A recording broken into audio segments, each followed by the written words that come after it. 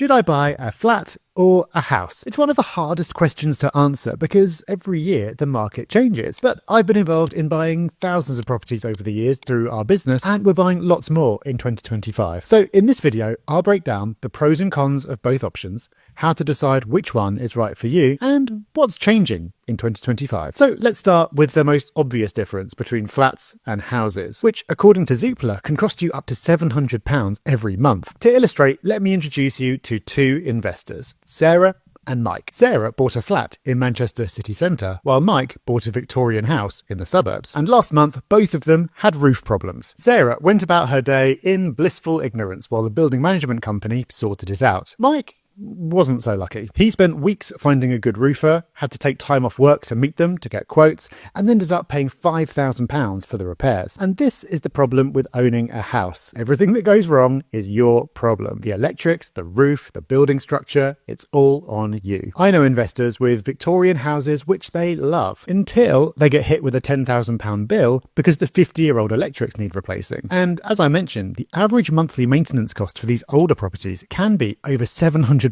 every month. Obviously, that cost doesn't apply to newer houses, but the time element very much does. So the first big advantage with flats is that you only have to look after your own space. Everything else is handled by someone else. By the way, throughout this video, I'm going to be referencing different costs for houses and flats. And if you have a specific deal in mind, you can download our deal calculator in the description and follow along. The second advantage is something that most new investors get completely wrong. When they look at a flat and see the service charge, they think it's just an extra cost. But let me tell you something that puts it into perspective. Last month, there was a problem with the gutters at one of my houses, and someone had to come around and get them unclogged and deal with the water damage it had done to the wall. That was £600 that I had to pay right away. And that's one major problem with houses. The bills are lumpy and unpredictable, and you need to have that money ready to go. But with a flat, there's an allowance in the service charge for routine maintenance. You pay a set amount each month, and it's all taken care of. A service charge will often also include a reserve fund that builds up over time to cover major non-day-to-day refurbishments and issues. But even if you do end up with a big issue that you have to pay extra for, you're still only paying your share, and you get some warning before you have to cough up. The clue is in the name. You're paying for services. It's not just a bill that you get lumped with for no reason. Every year you get a detailed statement showing exactly what you're paying for. So if your block is managed well, which I acknowledge is a big if, and we'll come to that, the service charge isn't an extra cost at all. You're getting something for it, plus peace of mind. Our next point is something that most people overlook, but it can be one of the biggest advantages of buying a flat. Let me use Manchester as an example. Since 2016, property prices there have absolutely exploded. And can you guess where that growth started? Yep, right in the city centre, where you'll mostly find flats. You might be wondering why this matters. Well, when a city starts growing, the city centre tends to grow first, then that growth ripples outward. So if you'd spotted Manchester's potential back in 2016 and you wanted to get in early, flats would have been your only option. Yes, you could have invested in houses further out, but you would have been waiting for longer to see that growth. So this is our third and probably the biggest advantage of flats. They give you access to prime city centre locations where houses mostly don't exist. So now you understand why flats can be a great investment. But before you rush out to buy one, there are some really important advantages to houses that you need to understand too. And these advantages directly address some of the biggest problems you might face with flats. Let's go back to Sarah and Mike from earlier. Sarah is trying to sell her flat, but the building looks shabby on the outside and it's putting buyers off. She asked for it to be repainted, but the management company said no. Sarah would be happy to pay her share of the cost, but the management company didn't want to go to the other owners and ask them for the money. This meant that her flat sat on the market looking tired and dated, while perfectly good buyers walked away. Meanwhile, Mike could just look at his house, decide it needs a fresh coat of paint, and get it done the next day. This brings us to the first big advantage of owning a house. You're in complete control. If you want to switch to a cheaper insurance provider or get an improvement made, you decide when and how. With a flat, every single one of these decisions needs approval. And if someone else wants something done and lobbies for it, you might even end up paying for things that you don't want or need. It's this lack of total control that, for me, is the key difference between flats and houses. People tend to fixate on the fact that with a flat, you don't actually own the land it sits on. You're basically renting it through something called a lease. That's true, but in practical terms, it doesn't make much difference, especially by the time we've had some changes that I'll talk about a little later. What matters is that whatever the legalities, whenever you've got multiple flats in a block, you're going to have the need to make collective decisions. So you'll never get the same level of freedom you get with a house. And this freedom isn't just about day-to-day decisions. It actually opens up much bigger opportunities, which brings us to advantage number 2. Mike was recently looking at sale prices in his area, and he noticed that houses with extensions were selling for £50,000 more than his. Now, because Mike owns the house and the land it sits on, he has options. Subject to planning permission, he can choose to build that extension, even add an extra floor if he wants to. But as for Sarah,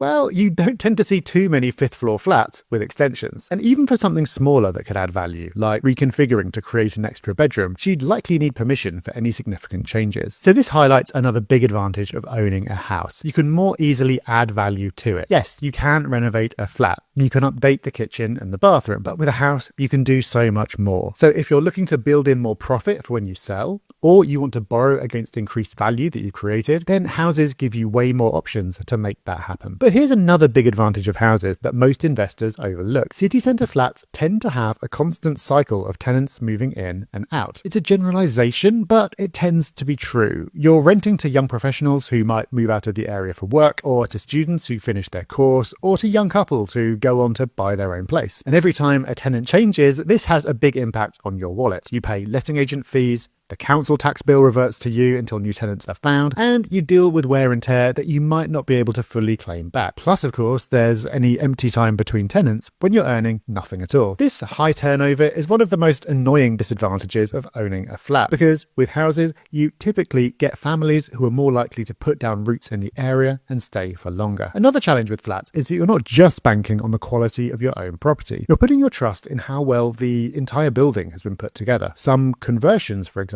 are done beautifully, but in others, your tenants might hear every footstep from upstairs and every conversation from next door. And it's not just about the building itself. You're also relying on the quality of the management company. Some are fantastic, professional, and great at maintaining the building, whereas others, well, let's just say that they're a common theme in landlords writing into our newspaper column for help. When we help our clients buy flats, we only work with developers where we know from their past projects that the build quality will be strong, and we always investigate into who manages the building. Sometimes we can even negotiate to have a say in choosing the management company, because that's how important it is. However, aside from the core differences between flats and houses, there are 2 important things you need to know that make this decision a bit different in 2025. First, the government is making big changes to fix some of the historical problems with flats. They're making lease extensions simpler and more predictable. They're preventing management companies from taking huge commissions for arranging buildings insurance. And they're working to replace the whole leasehold system with something called common hold, where flat owners collectively own the land. But don't get too excited. They're calling it a whole of parliament commitment, which basically means it won't happen anytime soon. And even when it does, you'll still need someone managing the building and making collective decisions. Unless you have a neighbour with a lot of time on their hands, that's going to involve paying a management company. But the great news is, the mere threat of pending legislation has stamped out some of the worst practices. And already, ground rent on new leases has been banned completely. So if you're buying a newly built apartment today, that's not something you'll have to think about. The second thing you need to know in 2025 is about the price of flats, because flats might be seriously undervalued right now. Of course, on average, houses are always more expensive than flats. But if you look at the data from 2005 to 2018, flats kept pace with houses for growth. In fact, they were closing the gap between the two. Then 2 things happened. Of course, COVID hit, and suddenly everyone wanted a house with a garden. And there was also the cladding crisis that made many flats impossible to sell. And combined, these 2 factors created the biggest price gap we've ever seen between houses and flats. So why does this matter for 2025? Well, those COVID priorities are fading away. The cladding issues are being resolved. And with energy bills and property prices so high, many people are being pushed towards flats. In other words, all the factors that created this price gap are disappearing. And when you see a gap in the market that has no real reason to exist, that's usually where you find the biggest opportunities. So should you buy a flat or a house in 2025? Well, the last couple of properties that I've bought have been flats. So I'm tempted to pick up a house next